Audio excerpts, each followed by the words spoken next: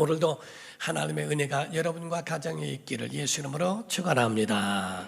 기독교의 믿음은 유일하신 하나님과 삼위일체가 되신 하나님을 믿습니다. 그러므로 유일하신 한 분뿐이라고 해서 하나님이라고 말씀을 하고 있고, 그리고 아버지와 아들과 성령으로 삼위가 하나이시다라고 해서 삼위일체를 우리가 믿고 그리고 따르는 것입니다. 그 하나님은 영이시기 때문에 보이지가 않아요. 무형상 비물질이라고 표현해서 형상도 없고 물질이 아니기에 보이지도 않고 만져지지도 않는다는 겁니다. 그래서 영이라고 하는 말 가운데는 항구적인 영원한 존재임을 말하기도 하고, 존재를 말할 때 보이지 않는 분이시라는 표현도 하는 거예요. 요한복음 4장 24절을 보면 하나님은 영이시니 예배하는 자가 영과 진리로 예배할지니라 라고 말씀을 했죠. 이와 같이 하나님은 영이시기 때문에 보이지도 않고 우리에게 만져지지도 않지만 이 모든 세상을 만드셨으며 운행하시며 온 세상을 다스리시는 분이시다라고 하는 겁니다. 우리가 마치 선장이 뱃머리에 앉아서 모든 시야를 바라보면서 거기에 앉아 모든 것들을 다 지시하는 것과 같다는 거죠. 그래서 성경에 보면 요한계시록에도 구원하심이 보좌에 앉으시니라 라고 표현했는데, 보좌에 앉으셨다고 하는 말씀 자체가 바로 선장이 그 모든 갑판을 앞두고 거기에 지휘대에 앉아 지휘의 의자에 앉아서 모든 총괄하는 그 모습을 연상하고 있는 것과 같습니다. 사랑하는 성도 여러분, 오늘 본문 말씀 정말 잘 들으셔야 되는 것은 오늘 아주 너무나 중요하기 때문에 그렇습니다.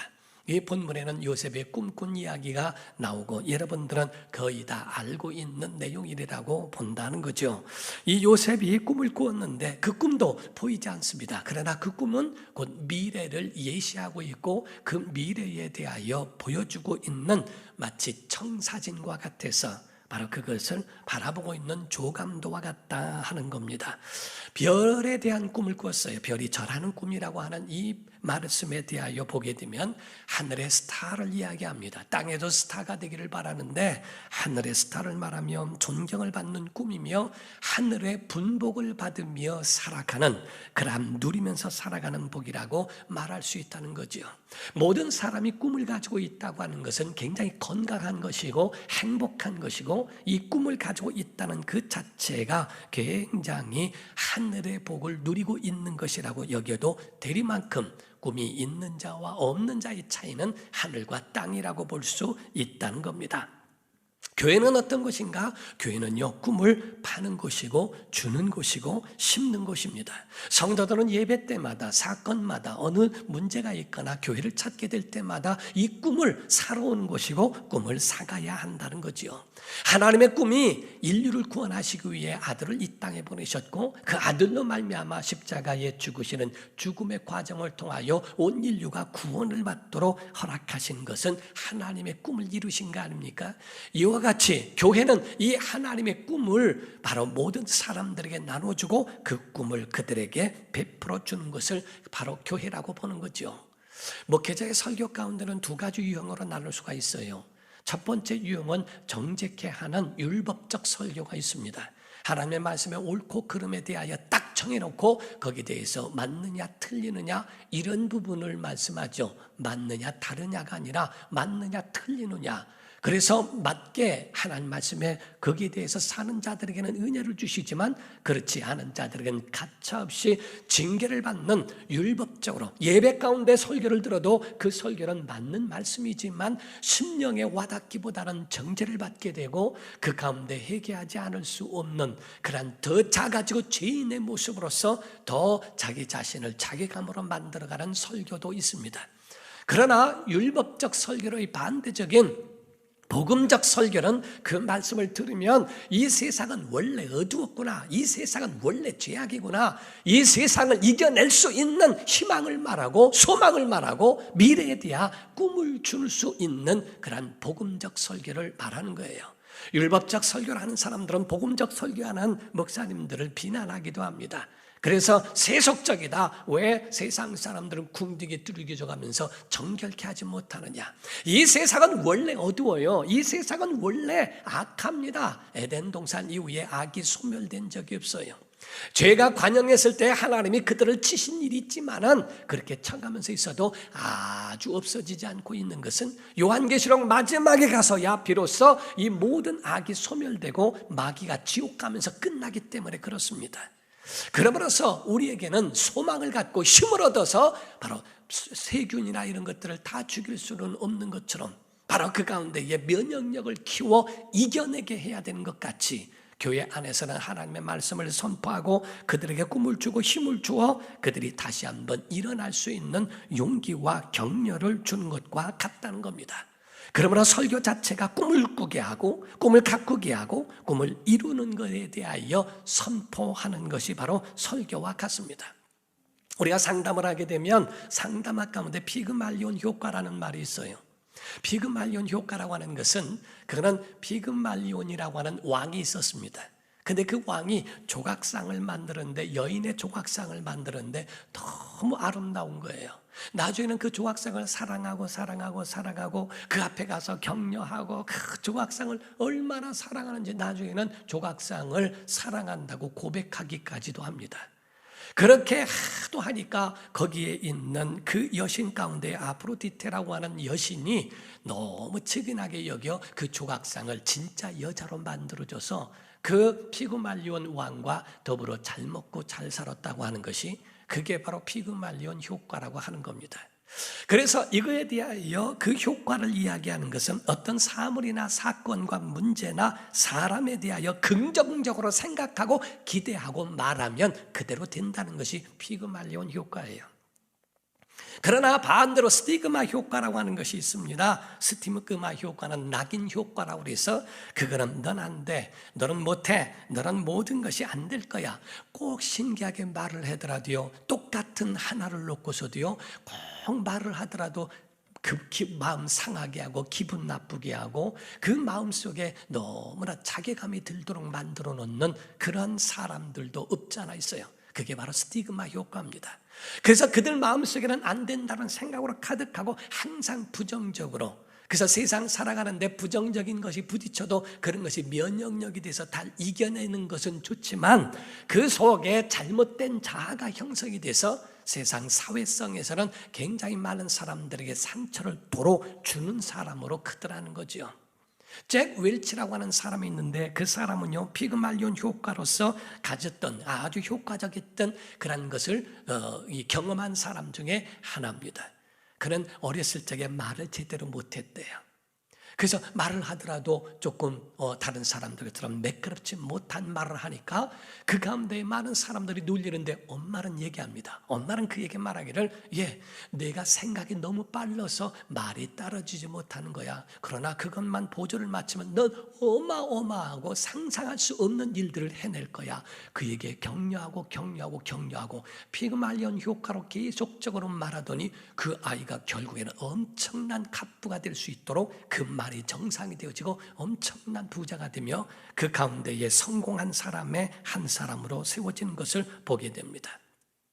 어떤 효과를 가지고 살까? 스티그마 효과를 가질까? 아니면 피그말리온 효과로서 그것으로 살아가는가? 여러분들의 선택에 달려있다 하는 겁니다. 하나님은 사람에게 4차원의 영성을 주셨어요. 그 4차원의 영성을 따져보면 생각, 믿음, 꿈, 말이라고 하는 겁니다. 보이지 않지만 어마어마한 능력이 있습니다. 생각, 믿음, 꿈, 말이에요. 그래서 모든 사람이 어떻게 생각하고 어떻게 믿고 어떻게 꿈을 꾸고 어떻게 말을 하느냐에 따라서 그 사람이 그렇게 변하더라는 거죠. TV 방송에서 한번 실험을 한 적이 있는 것은 여러분들이 많이 알 수 있을 거예요. 어느 병에다가 밥을 퍼놓고 양쪽에 똑같은 밥을 퍼놓고 한쪽에서는 계속 사랑해라는 말을 가지고 한 달을 지내고, 그리고 한쪽에는 너 미워, 너 싫어, 나는 너를 보면 정말 싫어라고 하는 싫다는 이야기를 하면서 했는데 거기에 나와 있는 곰팡이 자체가 완전히 다르더라는 거죠. 사랑이란 말을 듣고 곰팡이 난 그런 밥과 거기서 미워 싫어 너를 미워한다는 말을 듣고 하는 것은 굉장히 보이지 않지만 역할은 굉장히 크더라는 겁니다. 성경은 이 네 가지를 다 말하고 있어요. 다 말씀드리기는 어렵지만은 믿음에 대한 말씀과 말에 대한 말씀을 하면 마태복음 9장 28절에서 30절을 보게 되면 예수께서 집에 들어가심에 맹인들이 그에게 나오거늘 예수께서 이르시되 내가 능히 이 일 할 줄을 믿느냐라고 하죠. 대답하되 그러하오이다 하리.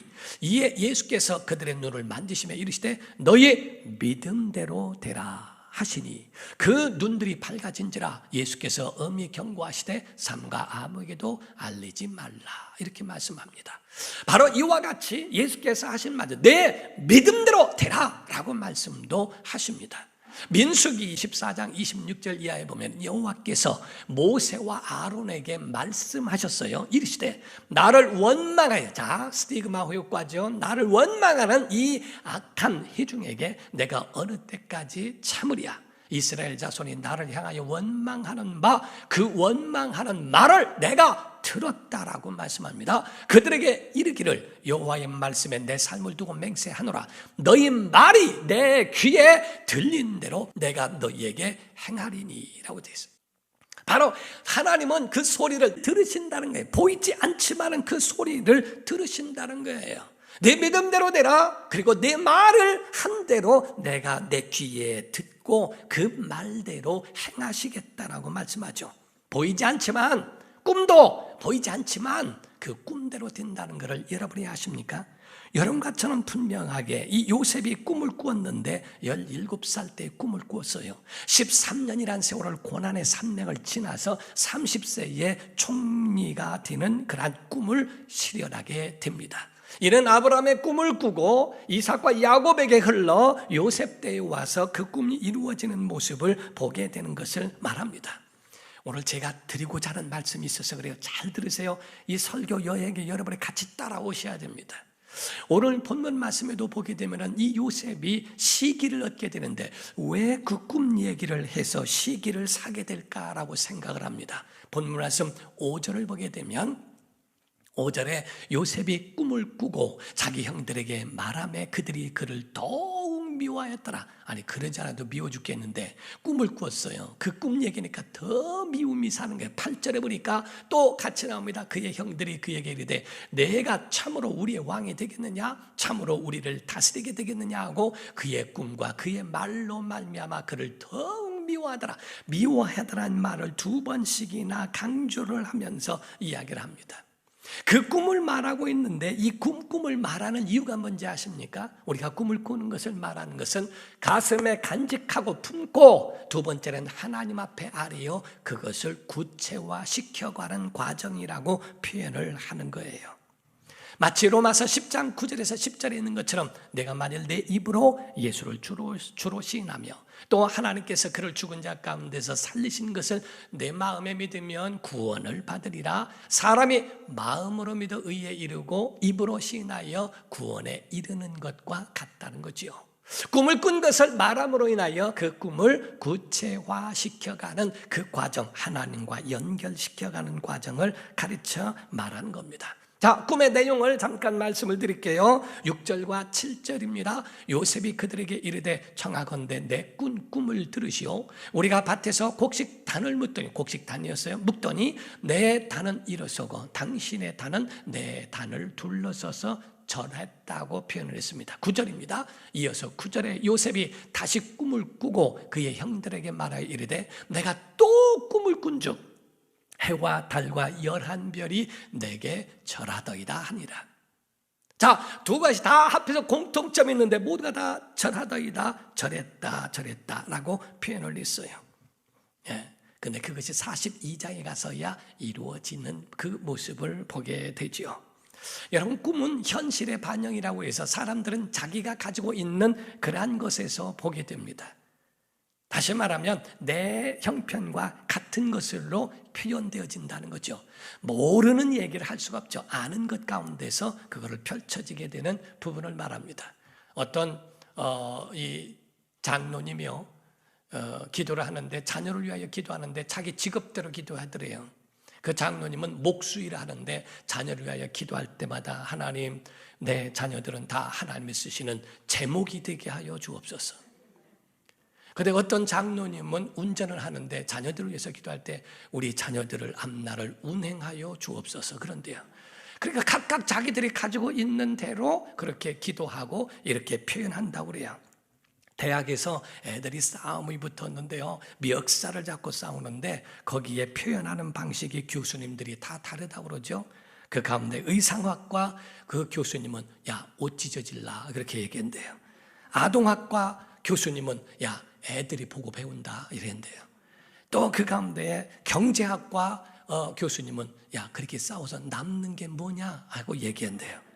법학과 교수님은 누가 잘못한 거냐 반드시 처벌한다 하고 처벌에 대하여 표현한다고 이야기를 하죠. 자, 여기서 꿈을 꿨는데 꿈을 뭐를 어떤 꿈을 꿨냐면 절하는 꿈이라고 그랬어요.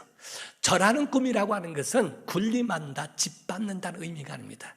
오늘날 참 살아가는 사회성이 부족한 사람들이 많이 있어요.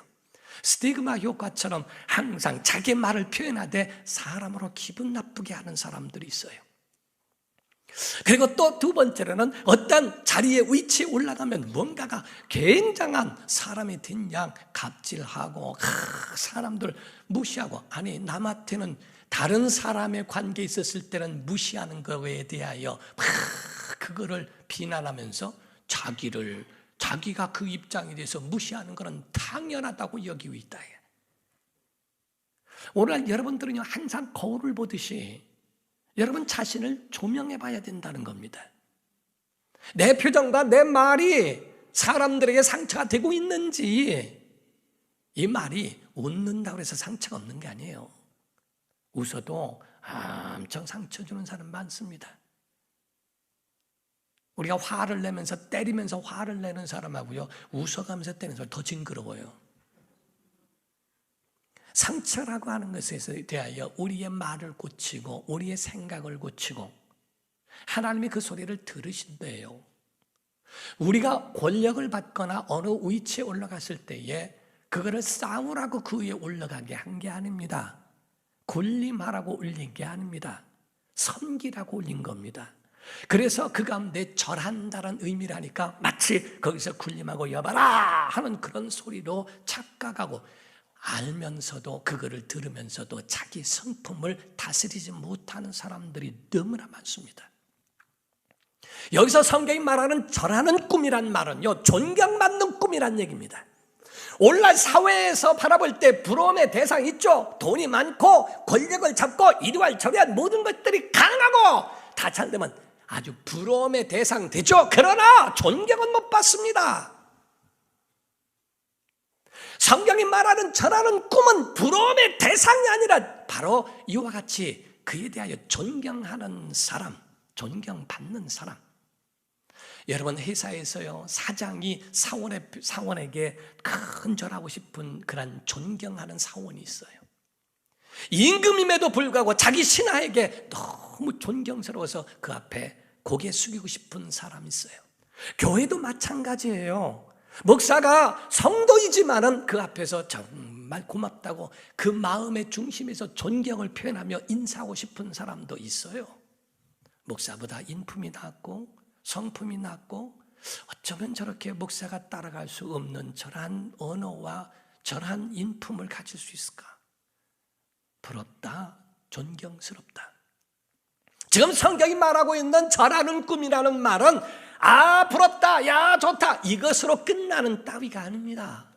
바로 그들에 대하여 정말 존경스럽다, 절하고 싶다, 그에게 대하여서는 고개가 숙여진다라고 하고픈 그러한 마음이 그에게 있다는 거죠. 제가 오늘 여러분들에게 드리고자 하는 말씀이 있어요. 그 말씀을 오늘 여러분 함께 은혜를 나누고자 하는 겁니다. 11절입니다. 그의 형들은 시기하되 그의 아버지는 그 말을 간직해 두었더라. 마음에 간직해 두었더라. 사탄은요 요셉이 꾼 꿈 하나님이 주신 건데 그거를 찢으려고 얼마나 현안이 되어 있습니까? 그래서 채색옷을 찢습니다. 우물에다가 집어넣습니다. 노예로 팔아버립니다. 감옥에 집어넣습니다. 마귀는 그 꿈을 찢으려고 옷을 찢고 다 그런 것으로 꿈까지 찢으려고 했는데 요셉의 꿈이 찢어지지가 않아요. 왜냐하면 하나님이 주신 꿈이고 하나님이 이루실 꿈이기 때문에 그렇지 않습니까? 그 꿈을 사는 사람이 있다는 거예요. 그것처럼 요셉의 꿈을 사신 분이 하나님이세요. 도우시는 분이세요. 그 꿈을 이루게 하시는 분이 하나님이세요. 그러니까 그 요셉이 가지고 있는 그 꿈을 이루실 수 있도록 하나님이 도와주시는 일을 하시는 겁니다. 이 시대를 포스트 모던 시대라고 표현을 하고 있죠.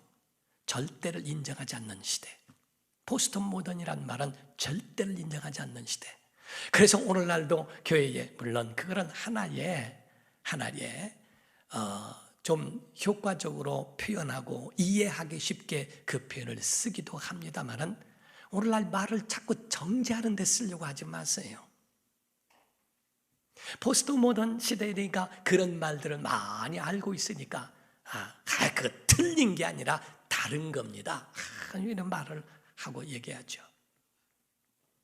맞는 말이에요. 그 말도 틀린 건 아니에요. 틀린 게 아니라 다르다라고 표현합니다. 근데 성경은 두 가지를 다 말하고 있어요. 틀린 것도 말하고 있고 다른 것도 말하고 있습니다. 세상은 틀린 것도 다르라고 말해라는 겁니다. 세상이 말하고 하는 그 모든 세상의 요구는 왜 교회는 틀리다고 하느냐는 거예요. 다르다고 해라. 우리가 다르다고 표현하고 하니까 절대로 인정하지 마라. 이것이 바로 그들이 요구하는 겁니다.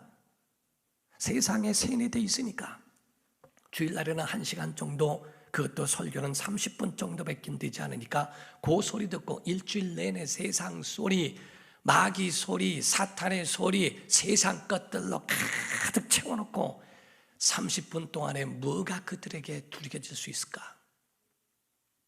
세상이 말하고 있는 그런 정보는 가득한데 하나님의 말씀이 그 속에 꿈으로 이루어지는 꿈틀거리는 성령의 역사가 그 속에 들어있는가 하는 겁니다.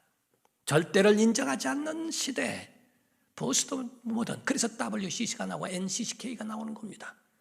모든 종교에 구원이 있다고 말해라. 왜 기독교만 구원이 있느냐? 그들도 다른 거다. 왜 틀리다고 말하느냐? 말하는 겁니다. 여러분과 저는 분명히 여러분이 아셔야 돼요. 여러분이 세상 따라간다면 세상 사람입니다. 주의 말씀을 따라가는 사람이어야 영적 사람이라고 성경은 그렇게 말하고 있다. 어떤 신학자들은 말하기를 지금 현 세대를 가르쳐 포스트 모던 시대 또는 신사사 시대라. 자기의 소견에 옳다고 생각하면 그 옳은 대로 살아가는 신사사 시대라고 그렇게 표현하고 있습니다. 1차 산업혁명에 대하여 말하고 있어요. 1차 산업혁명은 농경사회에서 산업사회로 바뀌어진 것이 1차 산업이죠. 혁명이죠. 2차 산업혁명은 전기, 전화, 철강, 석유 같은 그런 것들로 이제 다시 한번 변화되어진 혁명이라고 표현합니다. 제3차 산업혁명은 아날로그 시대가 디지털 시대, 어떤 CF에서는 디지털이라고 그랬는데 모르니까 디지털 시대로 변화된 것을 말합니다. 이제 제4차 이 산업혁명을 가르쳐 말하는데 이제는 나노혁명, 인공지능, AI, 3D 그런 것들, 이런 것들로 로봇 이런 것들이 이제 가고 있어요. 지금 어떤 목사님이 논문을 쓰셨는데요. 그 논문이 어떤 논문이냐면요. 로봇가 설교하는 논문이에요. 로봇도 설교할 수 있다요. 거기다가 로봇 안에다가 입력해 놓으면요. 수만 편의 설교를 들으면 로봇가 설교를 한대요. 그런 시대가 온다는 겁니다. 강단에서 로봇가 한다는 것은 그거는 이해가 되지 않을 수 있지만 그러나 죽음을 앞두고 있는 사람들한테는 가서 로봇가 서서 예수 믿으시오, 구원받으시오 이렇게 한대요. 그런 시대가 지금 현 시대라고 표현합니다. 그게 4차 산업혁명이에요. 3D가 있고 나노가 있고 어떤 로봇이 있고 인공지능이 있고 로봇가 말을 하고 이야기하고 가는 어느 식당 갔더니 로봇가 왔다 갔다 하면서 서빙을 합니다. 왔다 갔다 하면서. 그런 것에 대하여 하고 있죠. 그럼으로써 720만 개의 가지고 있는 720만 개의 직업이 없어진대요. 대신에 210만 개의 직업이 다시 만들어진대요. 그래서 이 어떤 사람, 도플러라는 사람이요, 엘빈 도플러라는 사람이 한국에 왔다가 다시 돌아가면서 한국에 있는 공부하는 그걸 이렇게 바라보면서 한숨 쉬가면서 걱정하는 말에 대한 표현의 명언이 뭔지 아십니까? 한국의 학생들은 15시간 동안에 공부하는 것이 앞으로도 쓸데없는, 아무것도 쓸 수 없는 그런 것을 위하여 15시간을 공부하는 그러한 나라. 점수로 줄을 먹이는, 줄을 세우고 그렇게 살아가는 그런 나라.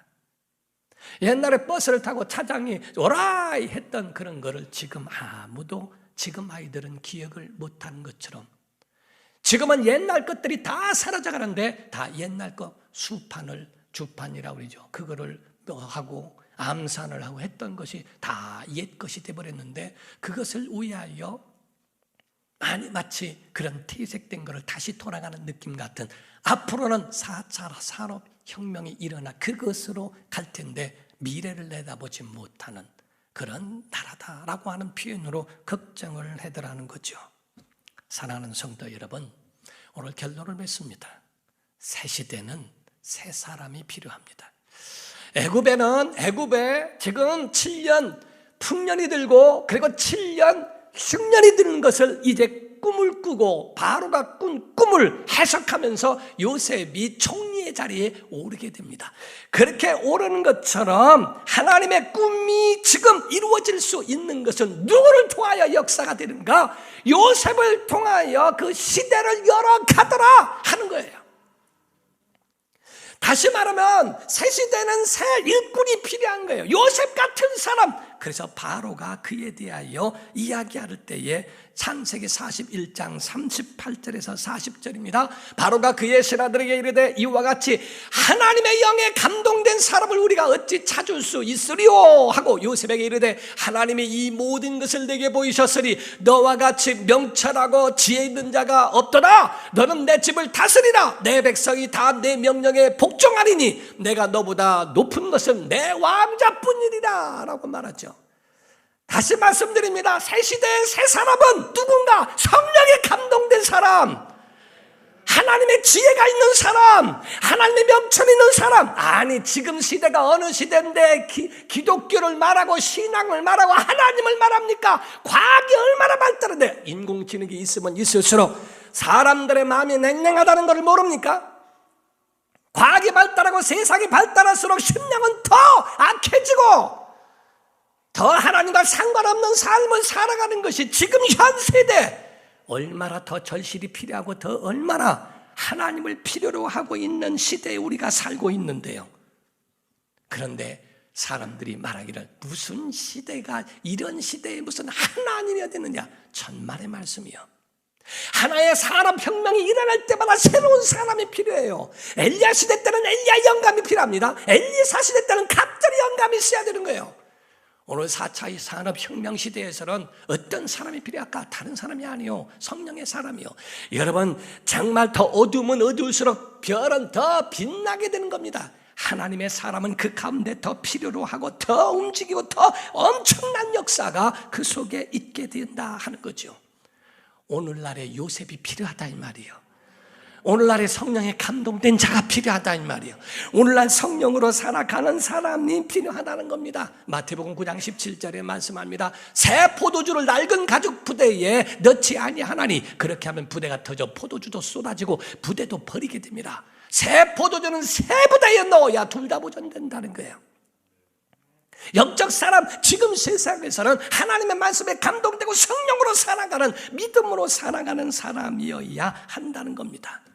어떤 거? 세상이 줄 수 없는 거. 요한복음 14장 27절입니다. 평안을 너에게 끼치노니 곧 내 평안, 주님의 평안을 너에게 주노라. 내가 너희에게 주는 것은 세상이 주는 것 같지 아니하니라. 너희는 마음에 근심하지도 말고 두려워하지도 말라라고 말씀하죠. 15장 11절입니다. 내가 이것을 너희에게 이름은 내 기쁨, 주님의 기쁨이 너희 안에 있어 너희 기쁨을 충만하게 하려 함이라 라고 말씀했어요. 여러분, 교회는 세상이 주는 걸 주는 것이 아닙니다. 예수 안에서, 여러분이 교회 안에서 오는 건 세상이 주는 것, 돈으로 살 수 있는 것이 아니요, 세상이 줄 수 없는 것을 주는 것이고, 돈으로 살 수 없는 것을 사는 것이고, 로봇도 할 수 없는 그 엄청난 역사를 바로 성령께서 그 이상의 것들로 역사하는 것이 바로 교회입니다. 교회 안에 요셉이 있는 줄 믿으셔야 돼요. 요셉의 꿈을 꿨는데요, 형제들은 다 시기했지만은 아버지는 그 마음에 간직한 겁니다. 얘가 하나님의 꿈을 이룰 수 있겠구나. 얘가 하나님의 꿈을, 하나님이 주신 꿈을 이루는 당사자가니까 그 마음속에 간직하고 그를 더 사랑하는 겁니다.